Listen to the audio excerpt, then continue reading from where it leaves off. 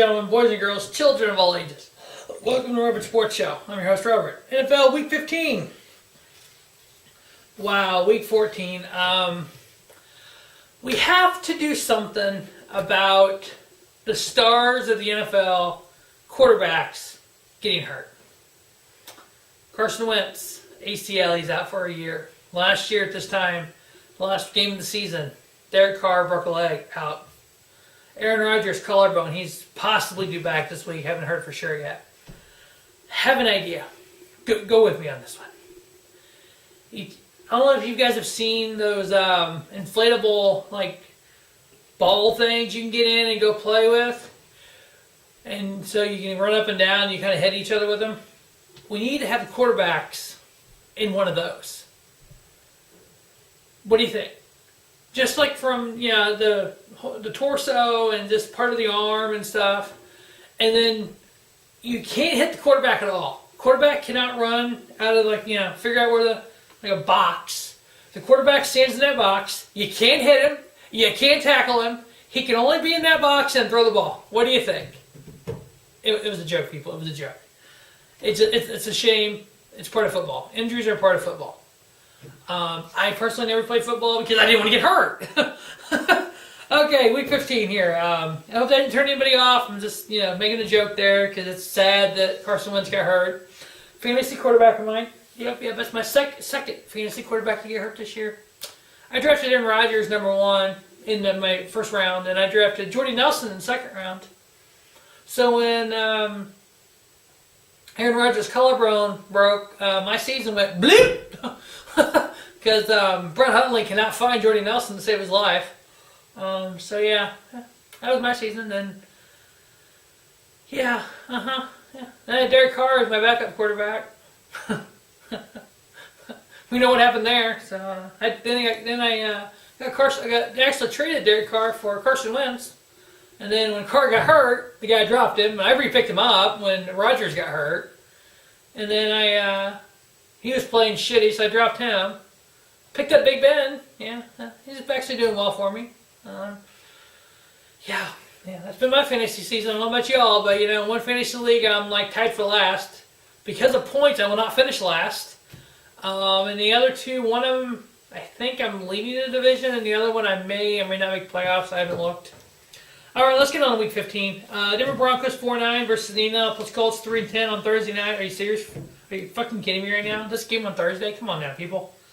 A couple of years ago, Peyton Manning versus Andrew Luck. This year, Paxton Lynch or Tracy Simeon versus what's that dude's name in Indy? I don't even remember his name right now. Jacoby Brissett. Denver 0-6 on the road. Colts are 2-4 at home. This year, through the first 14 weeks, the road team is 7-7 on Thursday. I got Indy winning. I give them the 2.5 and under on the 40.5. Next, the NFC North, we have the Chicago Bears at 4-9 versus the Detroit Lions at 7-6. On November 19th, Detroit won 27-24. Detroit is tied with Green Bay and Dallas, one game out of the playoffs. Detroit favored by 5.5. I got them winning, covering over under 44.5. Next, we have the Los Angeles Chargers at 7-6 versus the Kansas City Chiefs at 7-6. The big AFC West matchup here. September 24th, Kansas City won 24-10. Kansas City is tied with Buffalo and Baltimore with 7-6 records. In Los Angeles, obviously. I believe the winner of this game between Los Angeles and Kansas City will probably be the AFC West champions this year. LA is actually favored by 2 on the road. It is in Kansas City. I'm picking the Chiefs to win, cover the 2 and under on the 46.5. Next, we have the 5-8 New York Giants versus the New Orleans Saints. Saints favored by 16. Luke McCown getting hurt. Sad there. Another injury at quarterback. The Jets have played above and beyond what they should have done this year. I said early on that they were garbage, and a fan, hopefully still a fan, called me out on that, and I talked about it in upcoming videos after that. They are a pretty decent team. 5-8. 3 games left. They have a chance to go 8-8. Will they? Probably not. Can they do a 6-10 season? Yeah. easily. 7-9. I mean, better than I thought they would be this year, and I will give them credit for that. Saints favored by 16. Think the Jets might cover the 16, but Saints win under on the 47. AFC North, Baltimore Ravens at 7-6 versus the Cleveland Browns 0-13. Baltimore won on September 17th, 24-10. Baltimore is tied with Buffalo and Kansas City and LA for the 7-6 record, so we got a log jam there for the playoffs. Baltimore favored by a touchdown, got them winning, covering under on the 40. Next, we have the Miami Dolphins at 6-7 versus the 7-6 Buffalo Bills. AFC North matchup. These two teams play 2 out of the next 3 weeks. Buffalo, everything I could find, or I couldn't find a freaking spread on this game. One side had it even, and then I couldn't really find it anywhere else. So I'm giving Buffalo 1. So I got Buffalo favored by 1 with over-under of 42.5. I got Buffalo winning, covering, and under on the 42.5. Next, we have the Houston Texans at 4-9 versus the Jacksonville Jaguars at 9-4. AFC South matchup. Week 1, Jacksonville won 29-7. Jacksonville playing phenomenal this year. They've outshined what I thought they would do. Jacksonville favored by 11.5. I got them winning, covering, and under on 39. Next, we have the Cincinnati Bengals at 5-8. Marvin Lewis gets fired, right? Just saying. One playoff win ever. Cincinnati 5-8 versus Minnesota Vikings 10-3. Minnesota, can they beat the number 1 record with Philadelphia with Carson Wentz being out? We'll see. I got them favored by 11, or they're favored by 11. I got them winning, going to 11-3, covering and over on the 42. Next, we have the Arizona Cardinals, who won 2 of 3 at 6-7 versus the Washington Redskins, who are 5-8 on the season, have lost 4 of the last 5. Washington favored by 4.5. I'm giving the 4.5 to Arizona. I got Arizona plus 4.5, covering over on the 43.5. Next, we have those Philadelphia Eagles with Nick Foles starting quarterback at 11-2 versus the New York Giants 2-11, a big NFC East matchup here. September 24th, Philadelphia barely beat New York 27-24. Eli Manning has started 211 out of the last 212 games.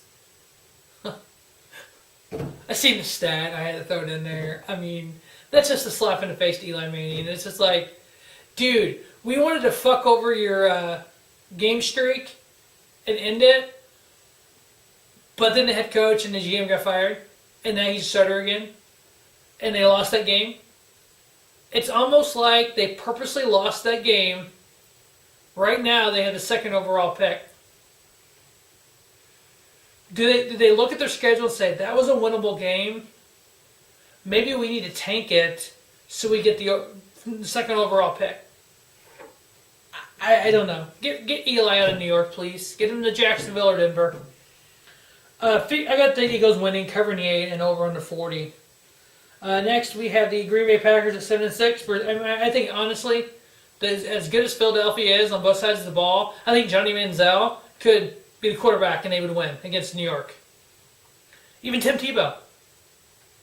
Next, we have the Green Bay Packers at 7-6. Actually, Colin Kaepernick needs to go to Philadelphia. That'd be a good landing spot for him. Oh, wait. They want to exile him from football because he protested the national anthem last year. Wait. Haven't players done that this year and they're still in the NFL? Huh. I wonder how that works. Whatevs. Green Bay, 7-6. Hopefully getting Aaron Rodgers back versus Carolina, 9-4. Carolina is +1 on the wild card, tied with New Orleans for the NFC South Division lead. Green Bay is 1 game out of the playoffs. If Aaron Rodgers come back and they win 3 straight at 10-6, would they make the NFC playoffs? Only time will tell. Let's hope for that. Carolina favored by 3. I got them winning, covering, and under 45. As you can see, I'm not optimistic about that. Next, we have the battle of the NFC West. We have the Los Angeles Rams, 9-4, versus Seattle Seahawks, 8-5. October 8th, Seattle won 16-10. The Rams are 5-1 on the road, 3-1 in their division. Seattle is 4-2 at home, 4-0 in their division. Seattle is tied with Atlanta for the last playoff spot. Seattle favored by 1.5. Let's go Rams! giving the Rams a 1.5. Got them covering it under on the 48. Under on the 48. Next, we have the New England Patriots at 10-3 versus the Pittsburgh Steelers 11-2. An AFC Championship title game preview here. Patriots 6-1 on the road. Steelers 5-1 at home. Both teams have won 8 out of their last 9 games. New England did lose to Miami last week. They're favored by a field goal on the road. I got them winning, covering, and over on the 53. Next, we have the Tennessee Titans 8-5 versus San Francisco 49ers at 3-10. 49ers have won 2 straight.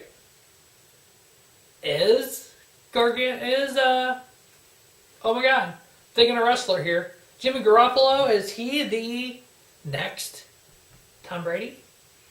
Or is he the next Matt Castle? Only time will tell. The line of this game is San Francisco by 2. I was picking the Niners anyway. I got them covering the 2 and under on the 44. On Sunday Night Football, we have the Dallas Cowboys at 7-6 without Ezekiel Elliott versus the Oakland Raiders at 6-7. Both teams are a game out of their conference playoffs. Dallas is 10th in the NFC, while Oakland is 9th in the AFC. Dallas favored by a field goal. I got them winning, covering, and under on the 46. Can you imagine Jerry Jones and the Dallas Cowboys when they go to Vegas? What kind of fucking show is that going to be? Monday Night Football, we have the Atlanta Falcons at 8-5 versus the Tampa Bay Buccaneers at 4-9. On November 26th, the Falcons won 34-20. Atlanta currently has the last playoff spot in the NFC. I got the Falcons winning, covering the 6, and over on the 47.5. So that will wrap up Week 15 of the NFL football season.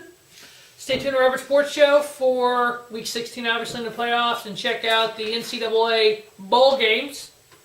So just keep on watching Robert Sports Show. Thank you for that. Please comment if you got any comments, questions, concerns.